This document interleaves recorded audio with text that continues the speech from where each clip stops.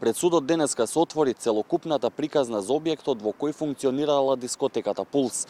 Од сопственоста преку движењето на имотот до правната и фактичката историја на локалот. Во судницата беа презентирани 19 записници од инспекцијски увиди во кафе бар Класик, во кој како управител се води Митко Стојанов, а контролите биле спроведувани во негово присуство.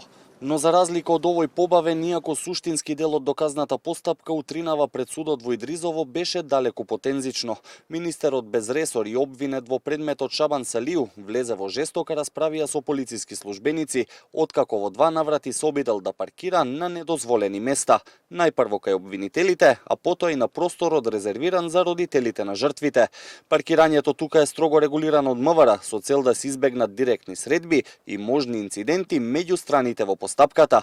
По расправијата и натаму возилото одбиваше да го тргне, па на крај тоа го стори неговиот адвокат. А со реакција на изјавата на адвокатот Шилегов, бранител на обвинетиот Шовкет Хазари, излегоа и родителите на жртвите, откако тој на минатото рочиште оцени дека обвинението треба да биде преквалификувано и дека станува збор за несреќен случај предизвикан од употреба на пиротехника.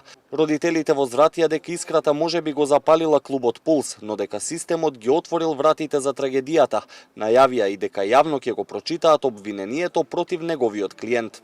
Несреќа е кога природата ќе удри без предупредување, но кога со години институциите дозволуваат небезбеден објект да работи, кога се прифаќаат непополнети пријави, се користат стари согласности, се промолчуваат недостатоци и никој не инициира инспекцијски надзор, тогаш тоа не е несреќа, тогаш тоа е системско замижување и навистина е цинично денес да слушаме дека луѓето во судница не знаеле зошто седат таму.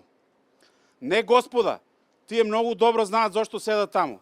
Седат таму затоа што 63 деца, млади лица, не седат повеќе никаде. На рочиштето беше презентирана и веќе споменатата лиценца издадена во 2012 година од Министерството за економија, а од презентираниот доказ произлезе дека лиценцата не била издадена за објектот каде што се случи трагедијата, туку за сосема друго гостителски објект на друга адреса, на улица Димитар Влахов, безброј во Кочани, додека објектот каде што се случи пожарот е на друга адреса, на улица Крижеска.